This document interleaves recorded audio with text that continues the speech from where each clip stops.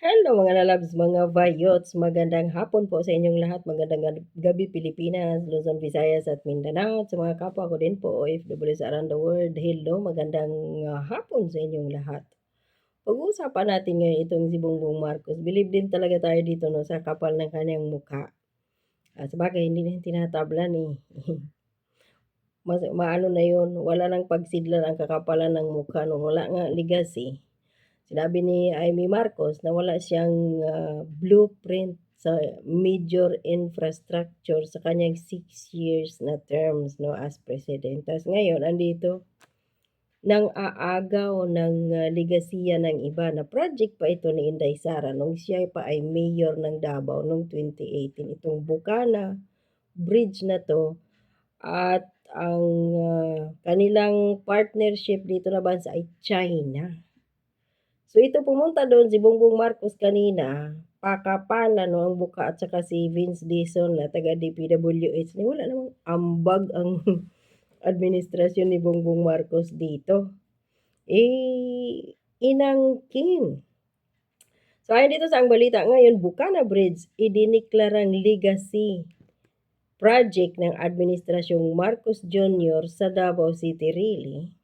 Kung yun ngang bus terminal ng Davao City na 1.2 billion pesos, hindi nga binigyan ng administrasyon ni Bongbong Marcos. Ito pa, di ba? So, bagamat pinunduhan ng gobyerno ng China noong administrasyong Duterte, itinoring ni Pangulong Ferdinand Marcos Jr. ang Bukana Bridge or Davao River Bridge bilang bahagi ng mga legacy projects na matatapos sa ilalim ng kanyang pamumuno. So yun lang yun. Nang dahil sa natapos ang mga projects noong under Duterte administration sa Bongbong Marcos administration, so kanya na yun. Wow naman. Wala naman siyang ambag doon eh. Tingnan ninyo nga mga lalabs, mga bayot, yung release. Mura dyan sa Metro Manila papuntang Bicol. Ano yun? Nakatingga yun in 5 years. Hanggang matapos ang termino ni Bongbong Marcos, hindi yun gumagalaw. Walang construction doon. Walang project. O tingnan mo yung yung subway. Wala din. Yung MRT na galing dyan sa, ewan ko kung saan yun banda, papuntang Cavite. Nakatingga din yun. So ito, nagmamayabang siya dito sa Davao, mga Davaoenos. Wala siyang binigay doon na project. Ito ay isa sa 4 na malaking proyekto, ang mga tinatawag naming legacy project na tatapusin namin sa Davao at mga karatig lugar nito. Wow, tatapusin daw namin.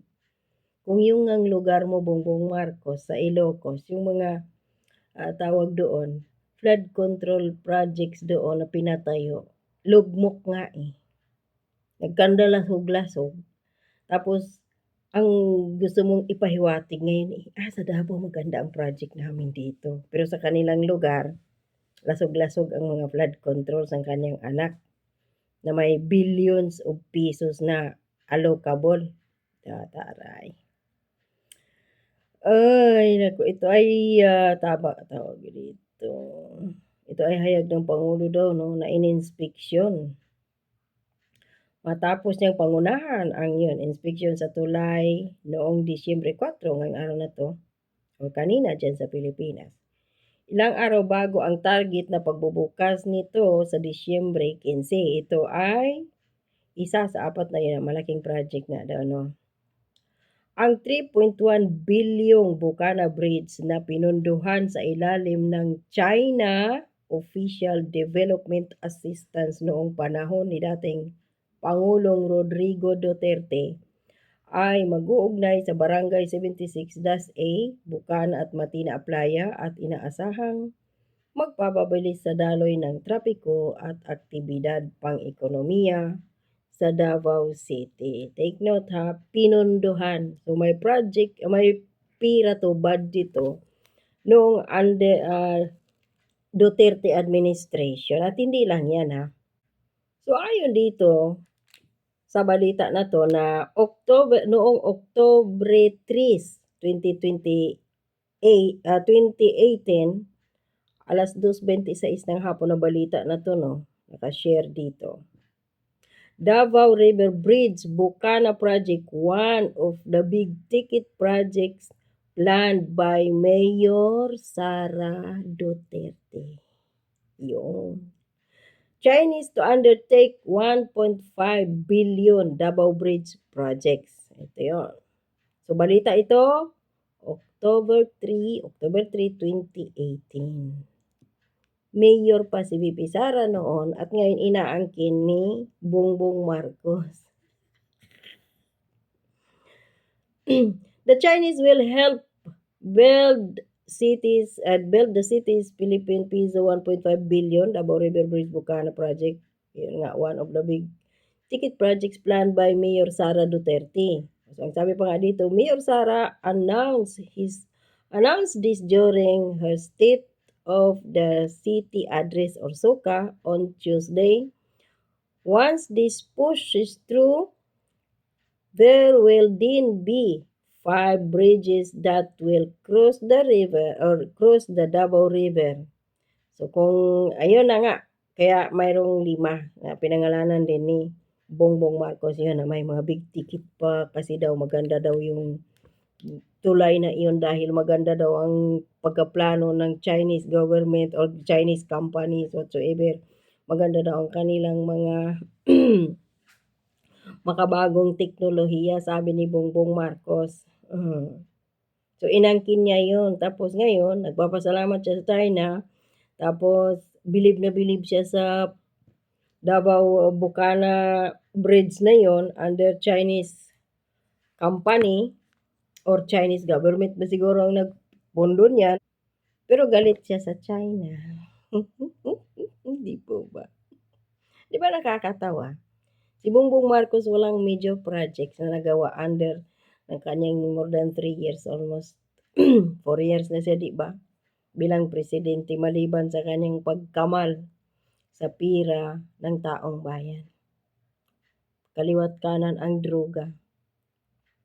Maraming namamatay sa mga pagsunod-sunod ng mga kalamidad, pagbaha, inaanod. Maraming mga kabuhayan nawawasak, mga kabahayan. Maraming mga taong walang tirahan at hindi tinutulungan. Sa Cebu, kala ninyo, may tinulong si Bongbong Marcos doon mula nung lindol at nasundan yun pa ng bagyo. Wala. Puro lang sila pa-picture doon, photo ops. Walang naitulong doon si Bongbong Marcos.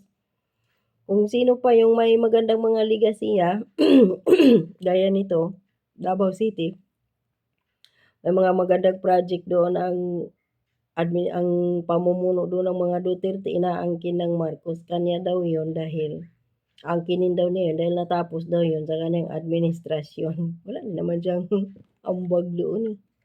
Kung gusto ni Bongbong Marcos talaga, may ligasiya siya sa pagbaba niya, punduhan niya yung subway sa Metro Manila. Kailangan yun. Inumpisahan yun, nagdi-drill na yun under Duterte administration. Hindi niya pinagpatuloy, walang pondo. O yung kanyang pabahay na build better more niya na 1 million housing a year. Wala nga eh. Ang sabi pa nga ng secretary doon, di ba, ng kanyang housing, 1 million lang ang mapoprovide ni Bongbong Marcos in 6 years. Wala. Tapos ngayon, mang-aangkin siya doon sa Davao. Feeling niya, pinapaganda ko ang Davao. Pero yung kanyang lugar, ulitin ko, sa Ilocos, Diyos ko po, yung mga flood controls doon ng kanyang anak. At may tiwala daw siya doon kay Sandro na malusutan niya yung kanyang allocable na ilang billion iyon. Sila ni Martin Romualdez binansagang king of pork barrel. Tapos ang tatay, king of yun din, magnanakaw ng aangkin ng project na hindi kanya dahil natapos under sa kanyang administrasyon. Credit, grabe ang putang ina. Wala namang ambag.